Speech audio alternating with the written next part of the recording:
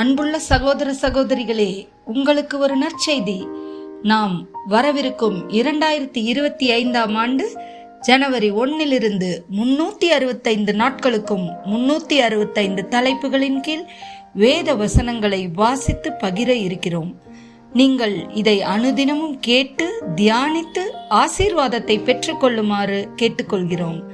அது மட்டுமல்ல, இதை சப்ஸ்கிரைப் செய்து உங்கள் நண்பர்களிடமும் பகிர்ந்து கொள்ளுமாறு அன்புடன் கேட்டுக்கொள்கிறோம். நன்றி.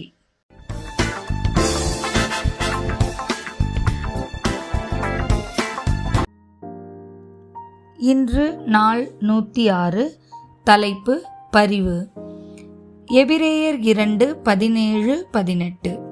அன்றியும் அவர் ஜனத்தின் பாவங்களை நிவர்த்தி செய்வதற்கேதுவாக தேவ காரியங்களை குறித்து இரக்கமும் உண்மையும் உள்ள பிரதான ஆசாரியராய் இருக்கும்படிக்கு எந்த விதத்திலும் தம்முடைய சகோதரருக்கு ஒப்பாக வேண்டியதாய் இருந்தது. ஆதலால் அவர் தாமே சோதிக்கப்பட்டு பாடுபட்டதினாலே அவர் சோதிக்கப்படுகிறவர்களுக்கு உதவி செய்ய வல்லவராய் இருக்கிறார்.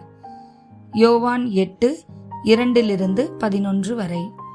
மறுநாள் காலையிலே அவர் திரும்பி தேவாலயத்திற்கு வந்தபோது ஜனங்கள் எல்லோரும் அவரிடத்தில் வந்தார்கள். அவர் உட்கார்ந்து அவர்களுக்கு உபதேசம் பண்ணினார். அப்பொழுது விபச்சாரத்திலே கண்டுபிடிக்கப்பட்ட ஒரு ஸ்திரீயை வேதபாரகரும் பரிசேயரும் அவரிடத்தில் கொண்டு வந்து அவளை நடுவே நிறுத்தி, போதகரே, இந்த ஸ்திரீ விபச்சாரத்தில் கையும் மெய்யுமாக பிடிக்கப்பட்டால் இப்படிப்பட்டவர்களை கல்லெறிந்து கொள்ள வேண்டும் என்று மோசே நியாயப்பிரமாணத்தில் நமக்கு கட்டளையிட்டிருக்கிறாரே, நீர் என்ன சொல்லுகிறீர் என்றார்கள்.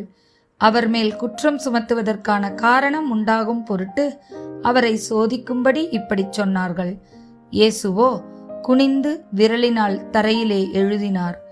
அவர்கள் ஓயாமல் அவரை கேட்டுக்கொண்டிருக்கையில் அவர் நிமிர்ந்து பார்த்து, உங்களில் பாவமில்லாதவன் இவள் மேல் முதலாவது கல்லெறிய கடவன் என்று சொல்லி அவர் மறுபடியும் குனிந்து தரையிலே எழுதினார். அவர்கள் அதை கேட்டு தங்கள் மனசாட்சியினால் கடிந்து கொள்ளப்பட்டு பெரியோர் முதல் சிறியோர் வரைக்கும் ஒவ்வொருவராய் போய்விட்டார்கள். இயேசு தனித்திருந்தார். அந்த ஸ்திரீ நடுவே நின்றாள். இயேசு நிமிர்ந்து அந்த ஸ்திரீயை தவிர வேறொருவரையும் காணாமல், ஸ்திரீயே, உன்மேல் குற்றம் சாட்டினவர்கள் எங்கே? ஒருவனாகிலும் உன்னை ஆக்கினைக்குள்ளாக தீர்க்கவில்லையா என்றார். அதற்கு அவள், இல்லை ஆண்டவரே என்றாள். இயேசு அவளை நோக்கி, நானும் உன்னை ஆக்கினைக்குள்ளாக தீர்க்கிறதில்லை. நீ போ, இனி பாவம் செய்யாதே என்றார். மத்தேயு 11:28-30 வரை. வருத்தப்பட்டு பாரம் சுமக்கிறவர்களே, நீங்கள் எல்லோரும் என்னிடத்தில் வாருங்கள், நான் உங்களுக்கு இளைப்பாறுதல் தருவேன். நான் சாந்தமும் மனத்தாழ்மையுமாய் இருக்கிறேன். என் நுகத்தை உங்கள் மேல் ஏற்றுக்கொண்டு என்னிடத்தில் கற்றுக்கொள்ளுங்கள், அப்பொழுது உங்கள் ஆத்துமாக்களுக்கு இளைப்பாறுதல் கிடைக்கும்.